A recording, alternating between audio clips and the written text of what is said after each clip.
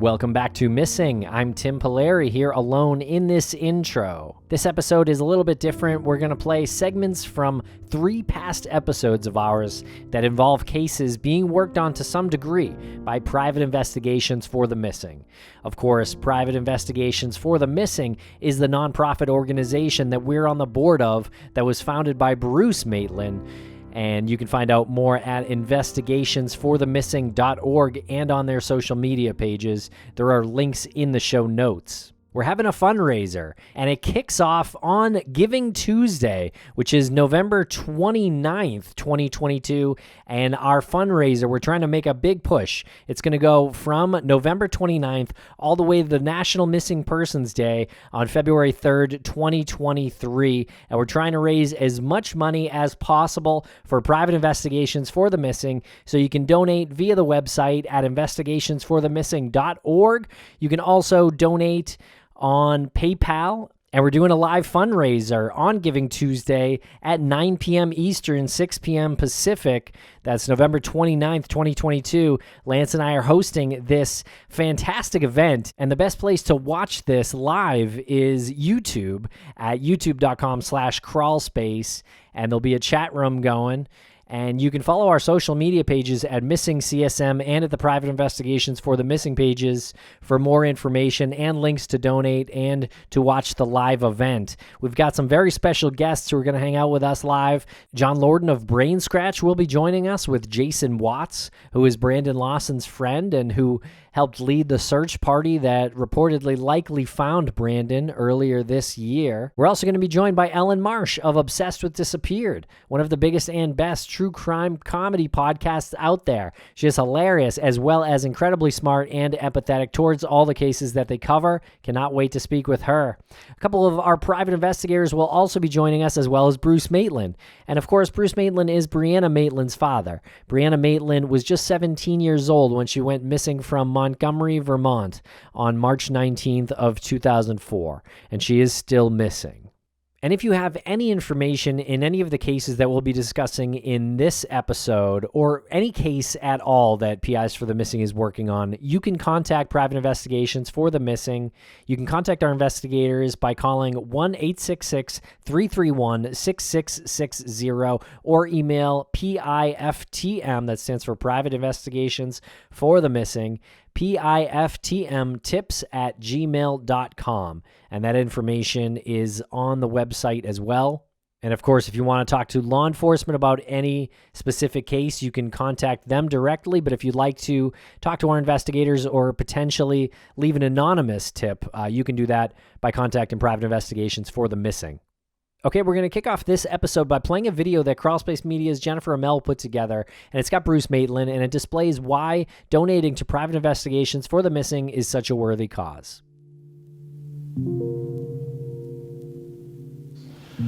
As this holiday season approaches, for families of missing people, when their loved one goes missing, everything changes.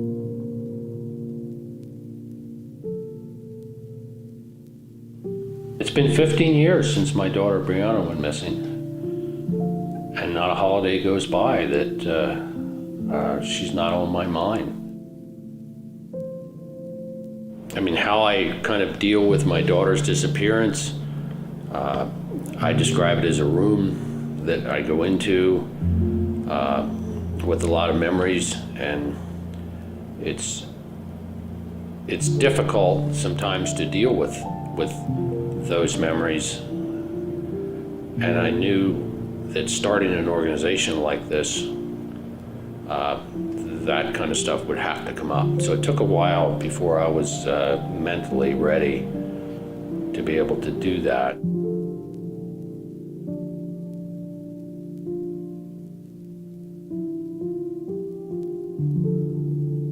You have to make something good come out of all this.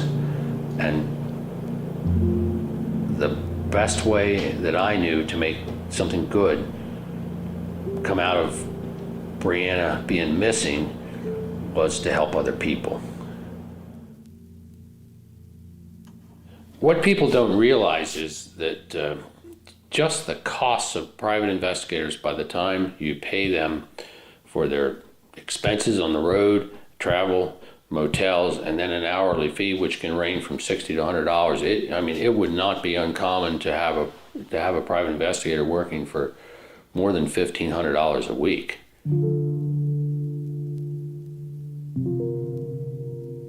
There's just so many of these cases don't get any coverage in the media. Particularly people of color, especially, they're almost passed over. I'm sure all of you have seen, different missing persons cases, and usually upper middle class, white people that get highlighted, and really, really young kids.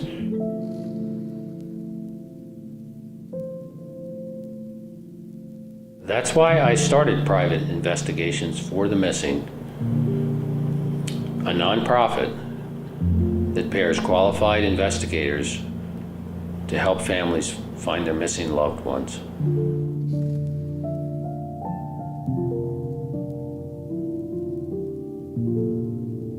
Private Investigations for the Missing is a solution to this problem that's out there, and it's a problem that not many people are really aware of, but especially to you folks in the true crime genre. You watch these shows, you enjoy different shows. It's very interesting, but behind every show, there's a hurting family out there, and they need more than just your interest. They need your help. So please, go check us out on our website, Private Investigations for the Missing. Find out a little bit more about us. Look over the board members and see the quality of people that we have working, and find out more on our mission. And please donate while you're there. There's a GoFundMe button right there, and you can really make a difference and help us out. Send us an email. We'd love to hear from you, because we want you to be part of the mission and part of the community of other people that have seen this need that's out there and really want to help.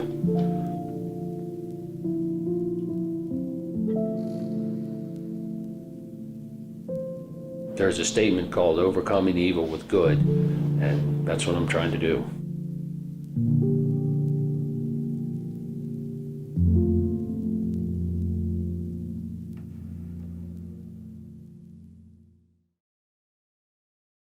And we'll be right back after a quick word from our sponsors. Thanks to our sponsors, and now we're back to the program. And this next clip that we're going to play is from the episode about the disappearance of Mike Montijo. And he's been missing since January 26th, 2020 out of Colleton County, South Carolina. And we have Mike's sister Belinda on this episode, and she's also going to join us for the live fundraiser. And in this episode, we're joined by Lou Barry, who is a former police chief detective, and he's a current private investigator working with us at Private Investigations for the Missing. He'll be joining us live, as well as appearing in this next clip. He enlisted when he was 18, right out of high school. He wrestled in high school, and he was trying to get a scholarship, and he didn't get one. So, we grew up in Kansas, not a lot of options in the middle of Kansas. So he joined the Navy. Yeah, he was a chief petty officer when he retired. So he was in there for 20 years. How was he as a wrestler? He was pretty good. We're small, so he wrestled in the lower weight classes. So yeah, he was pretty good. Lots of trophies and medals at my grandparents' house. That's awesome. When we were looking into him, they list the statistics, and he was listed as 5'5", I think about 165 pounds. So when you said he was a wrestler, I just pictured like a small, stocky, tough to pin type wrestler. You got it. The last time I talked to him, and I talked to my dad too, because he loved football. Kansas City Chiefs were his team. And so they would talk every Sunday. He told me that he had drinking problems, and, he couldn't kick the problem, and he was going to go get some help at the VA. He used to always say he couldn't talk to anybody because, it's security clearance. I'm like, you can talk to psychologists. They won't say anything. So when he's in the Navy, he was on those nuclear subs, and he couldn't even tell us where he was going. You mentioned he was a Kansas City Chiefs fan, a big one. They were a week away from playing in the Super Bowl when he went missing. You are correct. There is no way he would have missed that game for the world. He even had a bedroom that was decorated in Kansas City Chiefs theme, his spare bedroom. So yeah, no way. I was told that he was trying to quit drinking and that he started hallucinating, and that's what he told his wife. And we don't know if he just wandered off. I mean, he left the house without his keys, his cell phone, obviously his vehicle was there, his wallet, and they lived out in the country. So he usually carried his handgun with him whenever he went out, just in case he ran across snakes or anything.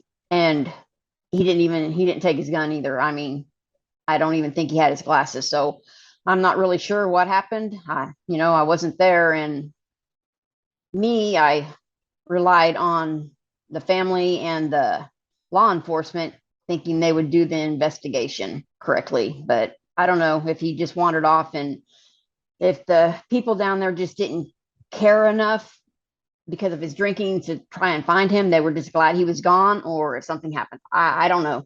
And now Belinda tells us why she contacted private investigations for the missing. To me, it was like not a very good investigation. And I had looked up as soon as he went missing what to do. And one of the things it said was to hire a private investigator to help him. And so I asked a wife if we could hire a private investigator, get a GoFundMe going. And she told me, and she said it kind of rudely, that I have the money to hire a private investigator, but I would rather drag the river instead. And there's an account of him being seen at a convenience store that morning. Is that accurate? No. I think Lou has a report on that. Correct. Didn't they say they weren't even open that day, Lou? Yeah, he was last seen on the morning of the 26th, and it was reported to the sheriff's department on the 27th.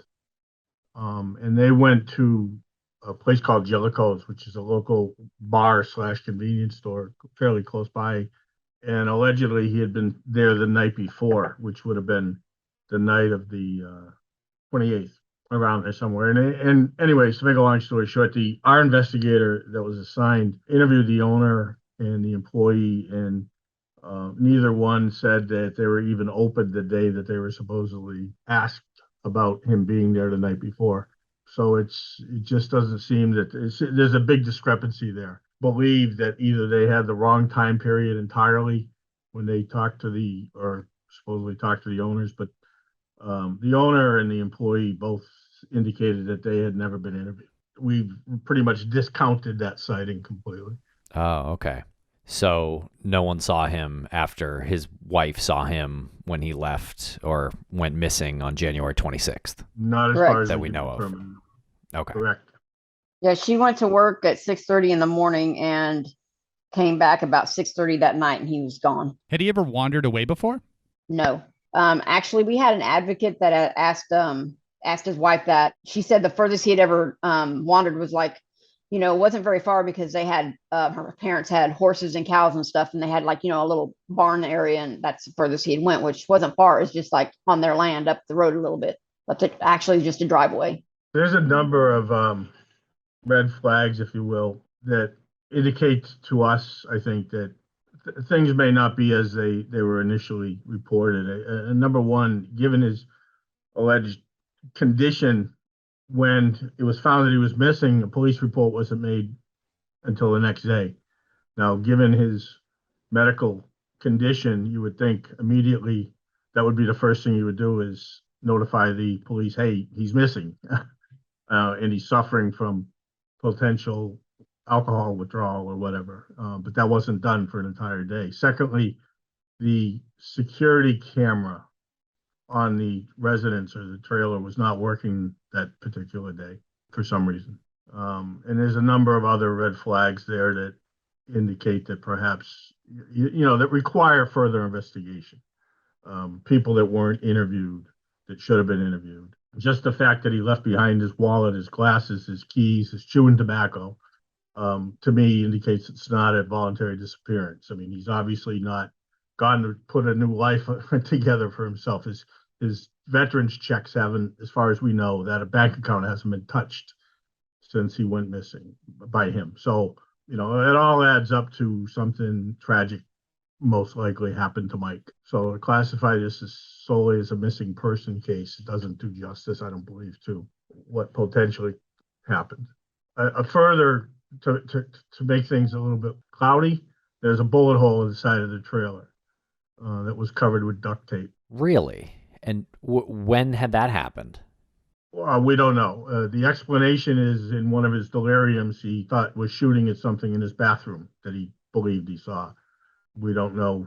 Belinda, are those hallucinations something you've heard of before? You think is real? Yes, I mean, his wife called me when, like I said, the last time when he had seizures, he had them, was having them really bad. But, and he didn't deny it when I talked to him, when he got out of the hospital. So I'm sure that's what happened. But, like you said, why would somebody leave if they knew they got that bad? And, I realize living with somebody with like that has these can't be easy, but if you don't make them get help, then you're just enabling them. But, even though it's not easy, you don't just not look for somebody because you're tired of dealing with their issues. I'm curious about the bullet hole in the trailer, and he said that he thought that he knew he was hallucinating, and he thought that he was shooting at something. Was the bullet hole like an exit hole, or was it the other way? Like, was he shooting from the inside? That's what I was told. But somebody who saw the bullet hole told me that it looked like it was from the outside going in. I don't know. I didn't, stupid me. I should have went to South Carolina, but I thought I thought the people that were there would make more of an effort to look for him. Hindsight's 2020. Anybody that's out of state and has a missing person, you think the other loved ones are going to look for him? Go do it yourself. I don't believe any forensic exam was done on this trailer. Nope. They did not even go inside that trailer, I don't think. Yeah, I think the reason I asked is because he didn't take any of his firearms, right? No, not that we're aware of. Right. So if he had been in a state where he was hallucinating, if he was inside or outside and he thought that he was shooting at something, this wasn't the same type of hallucination. Because if he was previously hallucinating and felt he needed to shoot whatever he was hallucinating, this was different because he felt like he needed to just get away. Right. And that's what happened the last time. He felt like he just needed to get away. So they had to load up in the car and leave. And his wife took him to the hospital. They were so bad. But yeah, they had to load up the dogs and everything and leave is what happened. So that sounds like that was the case this time, and probably pretty fast if he didn't take any of those items, including something that, you had said that he would typically just carry his, I think you said his sidearm or his handgun just in case he saw a snake or something. Right. Yeah. If he was because he had deer stands and stuff. So if he was going to go out to those or anything, And are you still in touch with his wife? No, I think she thinks I'm out to get her and point her as the bad guy in this. And I'm really not. I just feel like she didn't care enough. She may have, I don't know. That's just, I'm the one who's been contacting everybody, and me and my daughter were trying to find someone when he first went missing. And, my dad and our sister, we're the ones who kept blowing up the sheriff's department. We were the ones pushing. And I kind of feel like without her pushing the sheriff's department as well, they were just kind of pushing us off to the side, because she wasn't really looking. So she didn't seem to push in the same way that you and the rest of your family did. No. They had game cameras too, and all the game cameras had the SD cards pulled that day. Who pulled those? Well, I guess they were her family's, April's parents' game cameras, and none of the cards were in them. Supposedly that day they'd taken them out. It's just too many questions and not enough answers for me. I just want to make sure I understand this. So the game cameras are cameras that are set up to capture deer and wild boar or any sort of animal that one would hunt? Yes. Recorded on like a little SD card? Yes, that's correct. No SD cards in those cameras the next morning? There were none in there that day, correct. And how many cameras? I'm not sure. I don't know. They didn't give me that information. Okay, but sounds like at least a couple. Yeah, I'm sure they had them wherever the deer stands were too. Right. So, and on the trails. How many deer stands are there? I know he had one. I don't know if there were others out there or not. So. Okay, and these are cameras that will typically run all the time? I'm not sure if they run all the time or if they're motion activated, which is what a lot of them are now. Usually they're motion activated, either for still pictures or video, depending on how modern they are and everything. Some can be monitored remotely Depends how sophisticated they are. But in any event, these sound like they had the SD cards and they were just not operable that day. Is there a hunting season or seasons? I'm sure there is. I mean, here in Texas, it's bow season usually starts in October, and then I think gun season in November. So, it's warmer in South Carolina too. So theirs is probably later in the year as well. I'm not sure. All states are different. Yeah. Well, I would imagine that these cameras are placed in an area where they've typically seen whatever game they're hunting, or they know that this might be a path where the game goes through and is probably near the deer stands, I would imagine. Probably. I would imagine. I don't know how many they had up or, how many cameras they have on the property. So And they had one in their own property as well. on the back door, I'm not sure if they had one on the front door too. I was just told about the one on the back door that was, I was told that it was old and it was not working that day. And it looks like he went out the back door is what I was told. Do you know how soon before it had been working? No, If I had a nickel for every time a camera just didn't work on the day that somebody disappeared, you'd be rich, wouldn't you? I mean, this month alone. So with all of this, Lou, what are the next steps? I mean, I think you said in the beginning, or not in the beginning, but you said earlier on that you've just kind of run out of knowing what to do.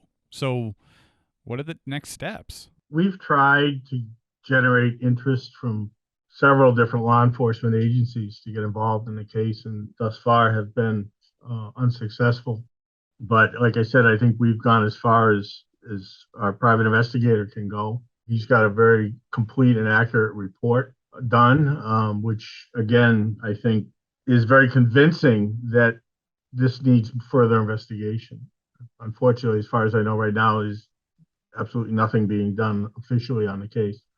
And that's too bad. But we would like to just generate some interest and get someone with law enforcement authority to look at this and question some people and conduct a more thorough investigation that has been done up until this point.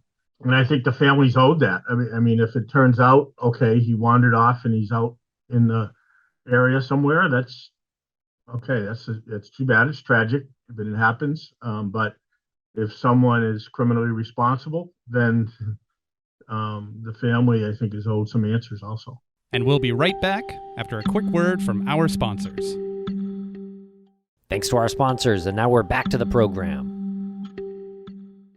And now we'll play a clip with two private investigators for PIs for the Missing named Ness and Andy Weiland. They're from Lakefront Investigations, and they are working on the disappearance of Phoenix Colden from East St. Louis in December of 2011. I don't like to say it's slow going. We're just very methodical, very detail oriented, so no stone goes unturned. And we're just making headway as we can. We're at the point now, I think before we were looking at some of the known facts of the case, the things that had already been uncovered, and now we're kind of looking more at the what's going on in East St. Louis, or what was going on at the time in East St. Louis, exploring some of the less savory parts of the internet and things in that particular area where she disappeared, events that were occurring. And now we're at the point where we have a network, and I guess I should let you talk about that, the people that you want to talk to. Real quick, before I definitely want to hear about that, but you said something at the top of your answer that you're very methodical and detail-oriented, and after speaking with Goldia and knowing her experience, the past experience she's had with investigators and people who have said that they're going to help, how do you communicate that to someone like Goldia and tell her it might not seem like things are going on, but we are trying to be as detail-oriented and methodical as possible and still maintain her trust in her trust in you guys? How do you communicate that to her? Well, I think I do the bulk of the communicating with the Coldens, both telephonic and text and email and stuff. And we're keeping in touch about every week, every other week. Sometimes things come up. Sometimes they've called on us to help them on some things not necessarily directly related to the case. In some instances where they just needed someone to help them understand something that had come up that they were just struggling with, that they didn't understand how to look at it, and we've helped them through a couple of those things, put them in touch with some law enforcement folks as well for some things that have come up, and I stay in touch with the lead detective on the case. That's Detective Tom Taylor out of the St. Louis County Police Department. We've spoken on the phone. We've exchanged some emails. But he, and I will say, too, he has not said that the case is cold. He also has not said that he's made any progress. So that's not an attack on him or anything, or a negative against him. It's just a policeman is only going to share as much as they can share with a private investigator who they also don't even know. So I a lot of gratitude for Tom just taking the time to even, entertain some of my contacts with him. I also have been speaking with some family members of the Coldens, and we are looking at trying to meet up again. We've not yet met up with them in person. I think the last time we spoke, we were talking about meeting up. COVID being what COVID was, and scheduling being what scheduling was. I think we're getting closer, and so I think in the next couple months, I'll be taking a trip, at least, if not both of us, to St. Louis and getting some feet on the ground kind of stuff going on. But that is what helps us get back to Goldia and Lawrence and that constant engagement with them. I don't know, honestly, Vanessa, I don't know how confident Goldia is that we're going to be able to help them in this case. However, I think they value the help that we are trying to give them.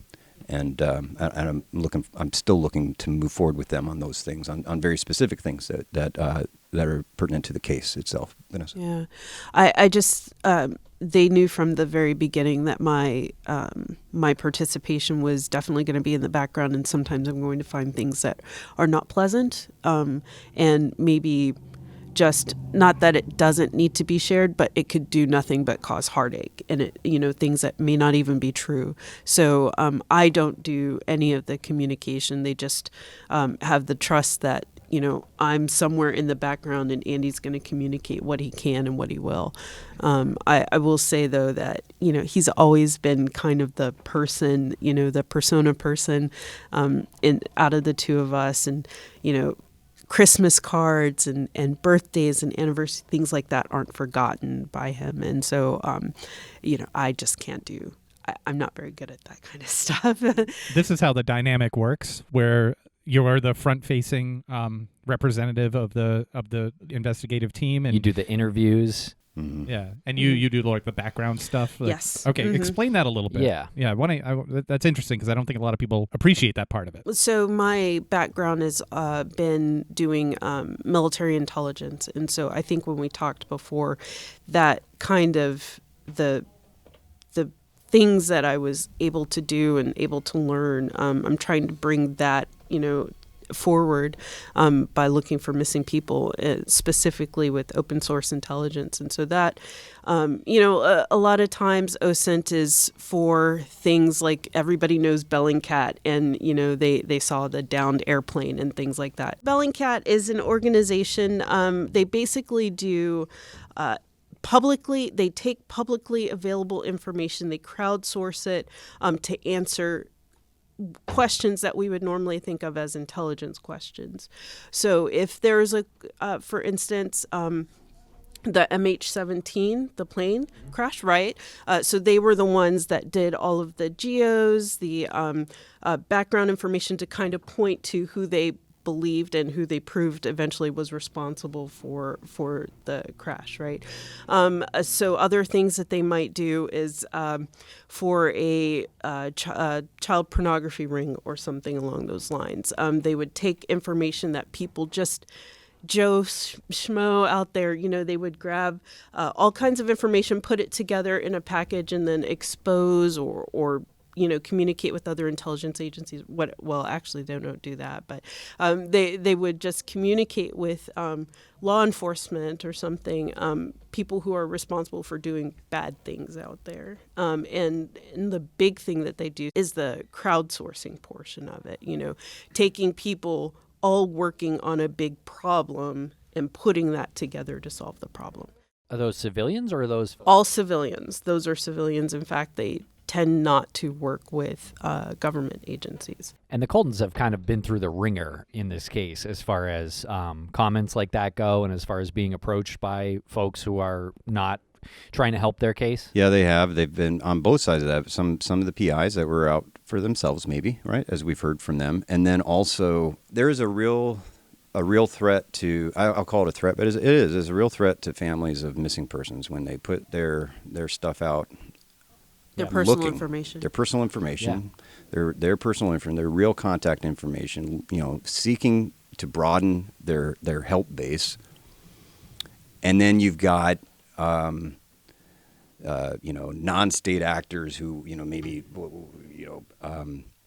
illegal, like criminal organizations who might use that information to try to gain money from the families, to victimize them, to solicit money, coming up to them and saying, calling them and saying things such as, your daughter has been in a car accident and is here with us right now. I'm a police officer. And then, it's a tragic thing that these families go through, but there are tools available to them to help them, to include the FBI's cyber crimes reporting website. And forgive me, I don't know the link to that website right there off the bat, but I've had to do one of those for this case already. Yeah, that's a common scam. Whether or not people are missing or just I'm sure you guys have heard the thing where somebody calls grandma, it's an older lady, and they're like, oh, your grandson was in a car accident. We have him here. Your contact information was in his glove box. We have this hospital bill to pay, or just whatever the case may be. Those kinds of things happen. And then when you put on top, like people are putting the Colden's name out, Phoenix's name is out there.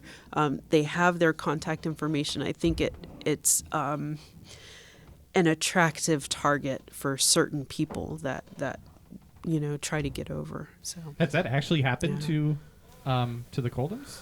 Yes. Where people, so that wasn't just like a hypothetical. No. Like people have called them and said that Phoenix was with them and had been in an accident. Yeah, That's incredible. We've helped them through that a couple times.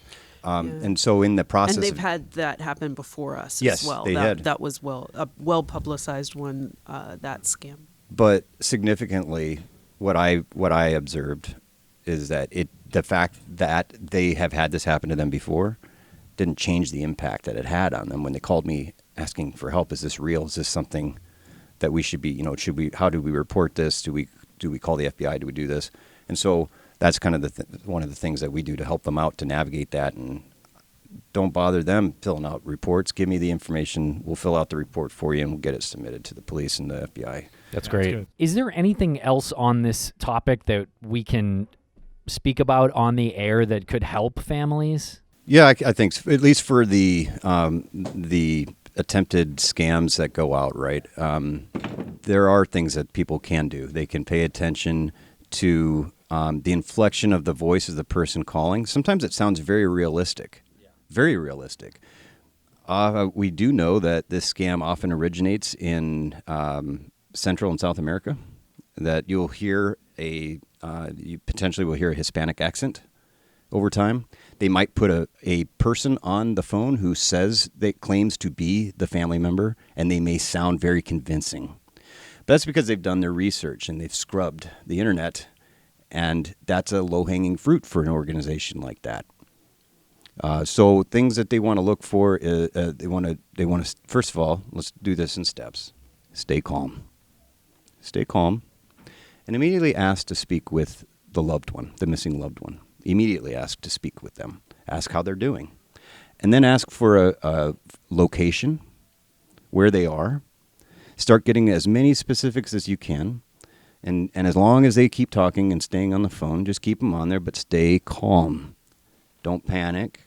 Don't start yelling at them and engage at them or try to threaten them if they change their story. If it changes and it becomes quickly noticeable that this is a scam. If you know it's a scam, if you know you're being scammed and they ask you for money, remember the police will never ask you for money to get your loved one out of trouble. The FBI will never ask you for money to get your loved one out of trouble. Don't fall victim to that.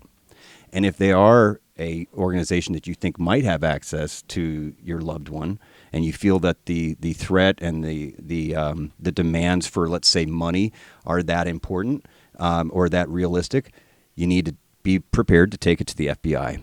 Now, the interesting thing we found is the phone calls that are common, they'll drop off after maybe the first 30 to 40 seconds. They'll just drop. Then they'll call back about a minute or two later. And they'll demand to, hey, you need to help fix this situation.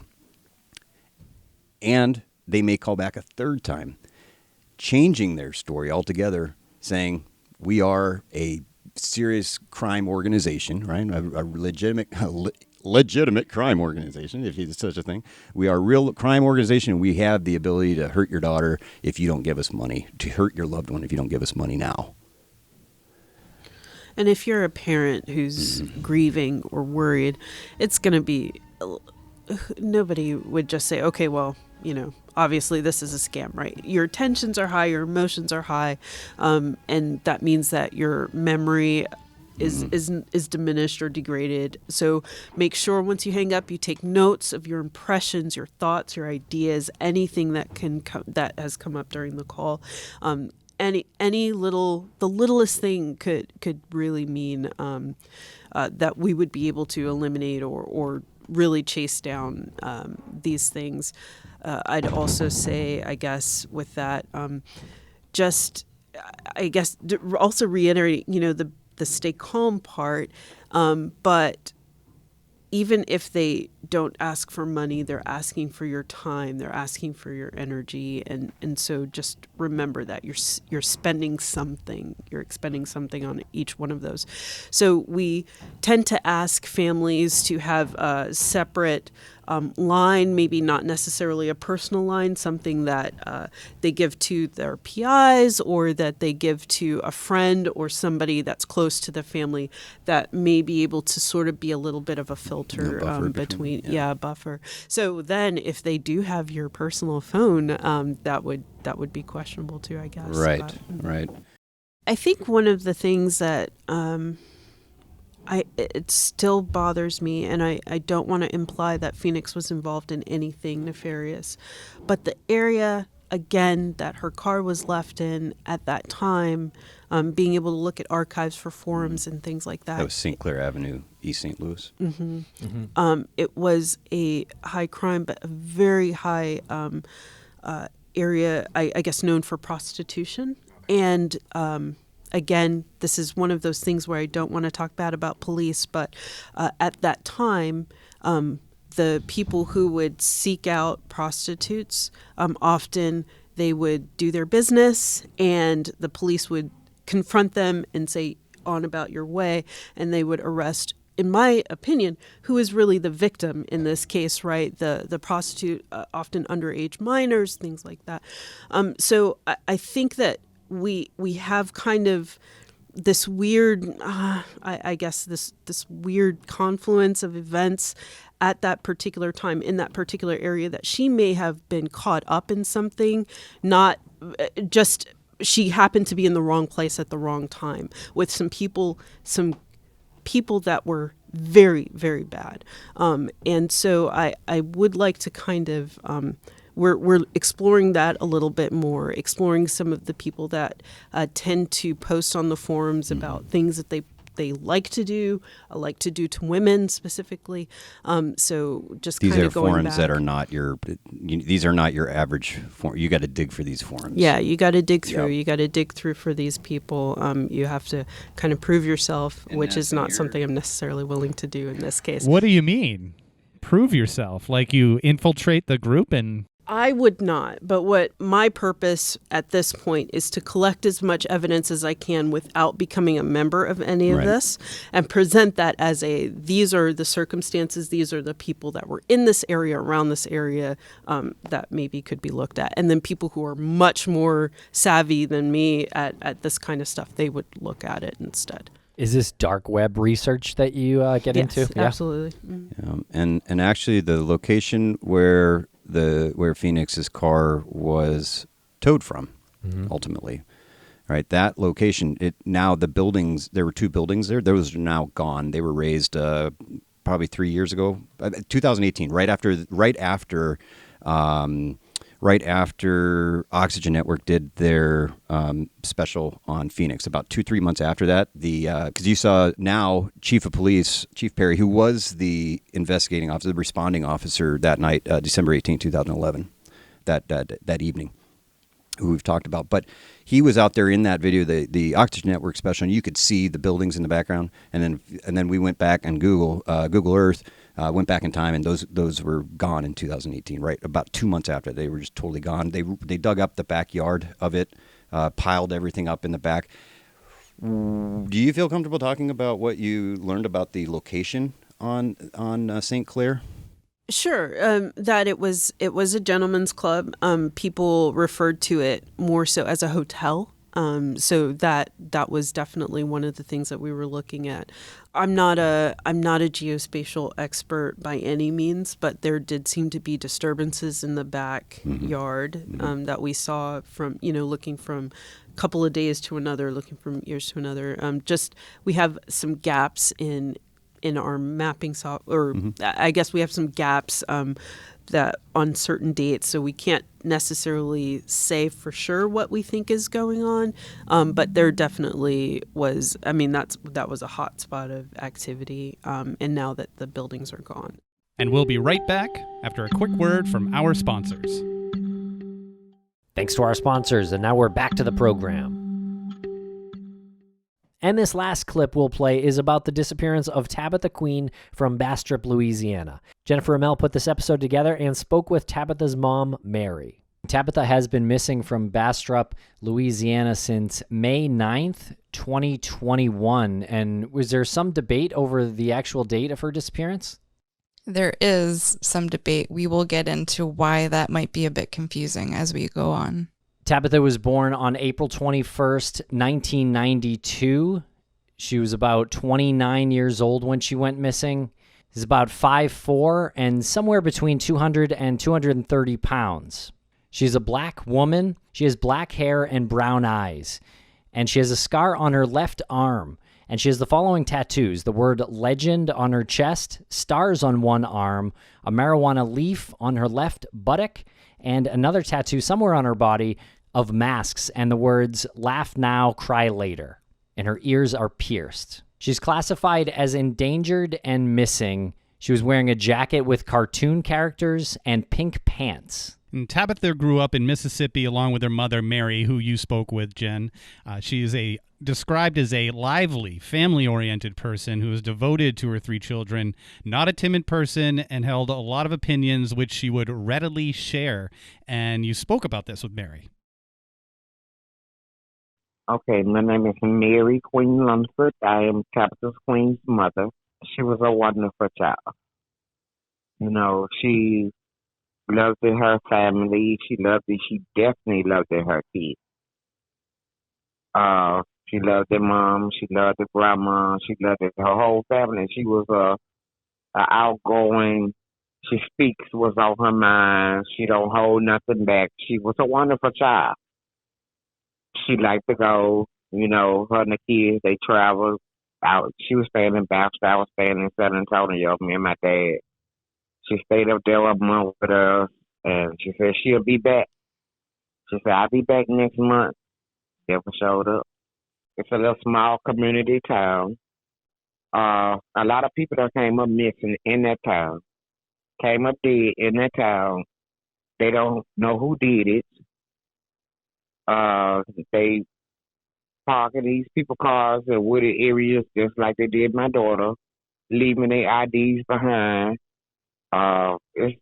it's a lot going on in that town that need to be straightened. I know that. People come from out of town and don't make it back to their town. It's a mess.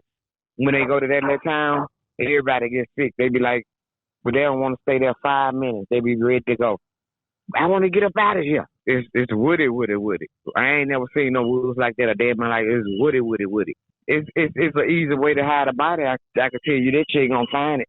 If you got out of town license plate, don't go there. You might end up miss. It's a lot of drugs there. It's a lot of killing there, and there's a lot of disappearance in there. There's something definitely going on in that town. According to Mary, she last spoke with Tabitha on Mother's Day of 2021, which fell on May 9th, a Sunday. Based on what Mary heard over the phone, Tabitha was in her car in the company of 2 or more men, all of whom have not been identified. She was in the midst of an argument, but Mary couldn't tell what the argument was about. The car that Tabitha drove was a white Hyundai 4-door sedan. The day she disappeared, she called me on Mother's Day. She said, "Hey, Mom." I said, "Hey, how you doing?" She said, "I'm doing all right." She said, "I said, what you doing for Mother's Day?" I said, "Happy Mother's Day." She said, "Happy Mother's Day." I said, "What you doing for Mother's Day?" She said, "Nothing." She said, "Mom, I got to go." I said, "Go where? You just called me." And she was like, "Mom, I got to go." And there was 2 men in the background. I asked her, I said, "Who are those men you talking to?" She said, "Mom, I got to go." She said, "I'll call you back." So I didn't feel easy to that because the men, they was arguing with her or something. So I kept calling her phone. She never would answer.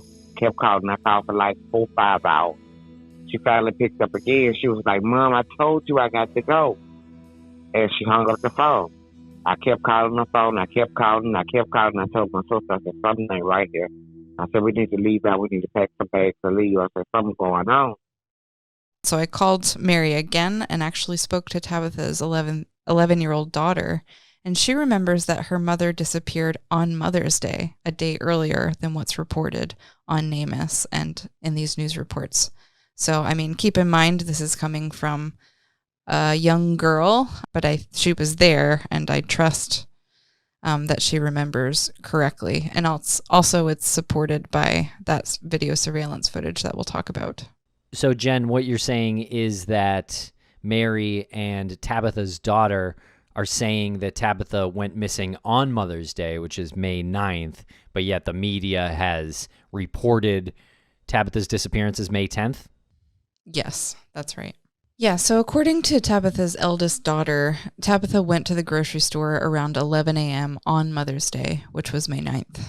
Tabitha left her 3 children at home to go to this grocery store just down the road. It was called Save You More, spelled SAV-U-MOR. And this was just a short drive from her home on Montgomery Avenue. And while at the grocery store, Tabitha was caught on video surveillance, and this is the last confirmed sighting of her.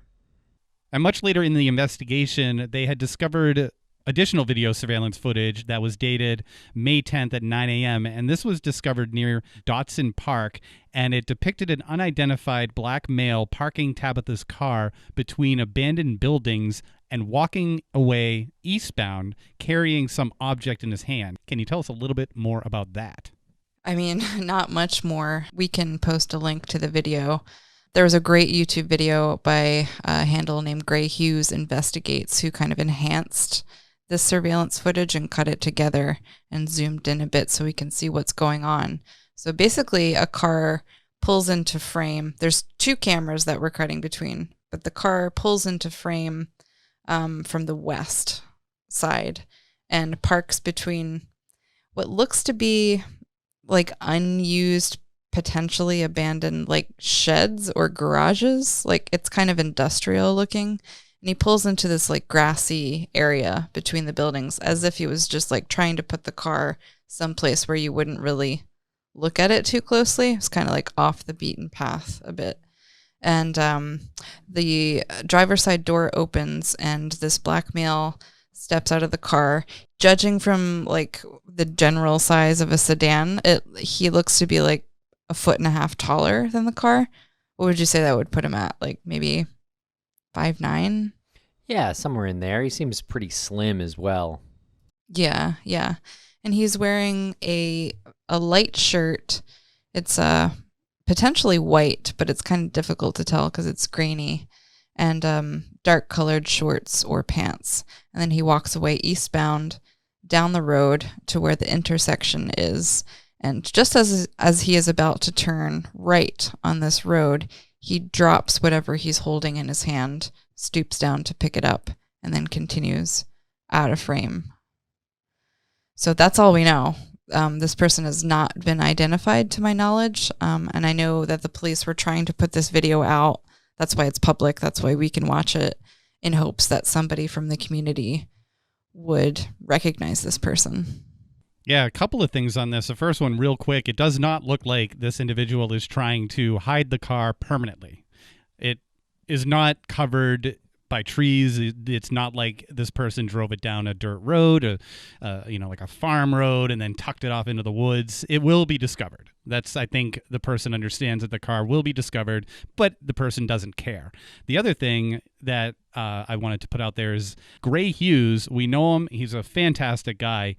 If he's putting something out there like this, he's done a great deal of work on it. He is one of the most meticulous people in this community that we know, especially when it comes to the video work that he can enhance and broadcast in a way where it's easy for you to get. Like, he tilts the video in this. He makes sure that you're looking at it straight, enhances it the best of his ability, and he is so methodical and so thorough. And so big thanks to him for this and being able to just watch it publicly and doing your own research on it and making your own conclusions. Absolutely.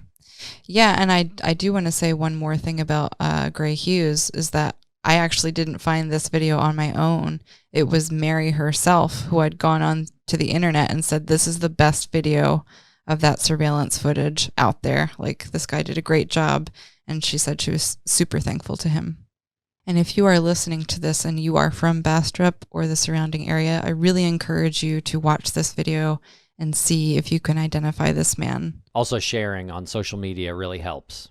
And on May 11th or 12th, after not being able to get a hold of Tabitha, her family went to her home on Montgomery Ave and discovered that her 3 children have been home alone for 3 days. And when I got there, her house was covered up. The kids were there for 3 days by themselves. No food, no nothing. That's what she went to the grocery store to get. She had just got some money, a back pay or something from Social Security, now from unemployment or something. I think it was $9,000. None of that money, no card, no nothing. And then my granddaughter, the oldest granddaughter, now they were saying, and her friend said she had a 45. The gun went in the house. The gun went in the vehicles. So we don't know what's going on, what happened, but the whole town is telling me my daughter is dead. Tabitha's eldest daughter describes the following. The day before Mother's Day, on May 8th, a man gets into an argument with Tabitha about borrowing her car.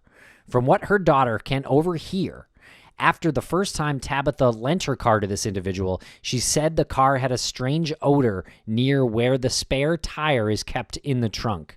And upon opening her trunk, she discovered blood. Thinking perhaps that her car was used in a crime, Tabitha did not want to lend her car again. Later the same day, a van pulled up to the house and men attempted to kidnap Tabitha.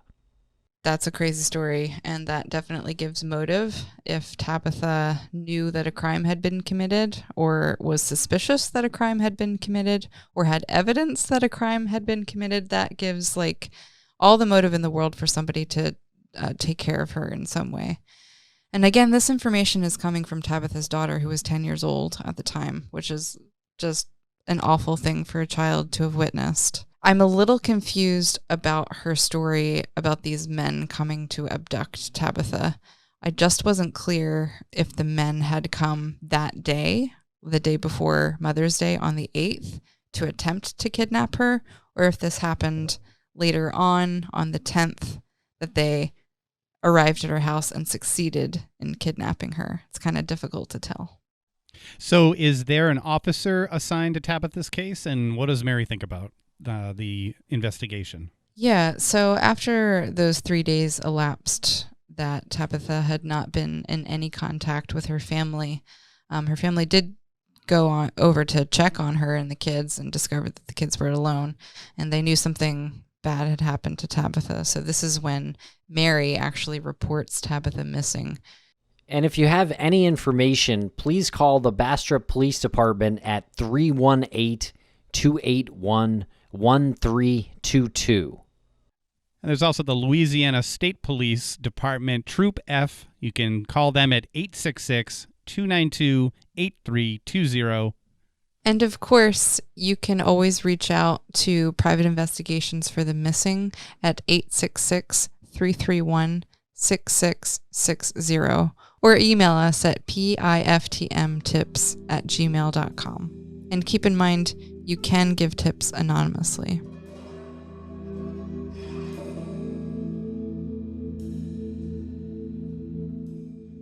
But every time I dream about it, I stays in the whole dream, and then I wake up and I call my mama and say, I tell my mama what had just happened my dream. No, it upsets me because she's trying to tell me where she's at, and I don't know where she's at, and I've been still trying to find her. And my oldest daughter, she's pregnant. She's gonna name the baby Tabitha. She been started coming to her too. She the last dream she had of her, she said they was taking pictures. She said she took another picture of my daughter in her dream, and she said it was a bullet in the side on her right side of her ear. She was shot in the head, and she said the bullet was sticking out. She asked her, "What happened here?" And she said that's when she woke up. Yeah, we know she gone. Thank you so much for listening. Please visit investigationsforthemissing.org to donate.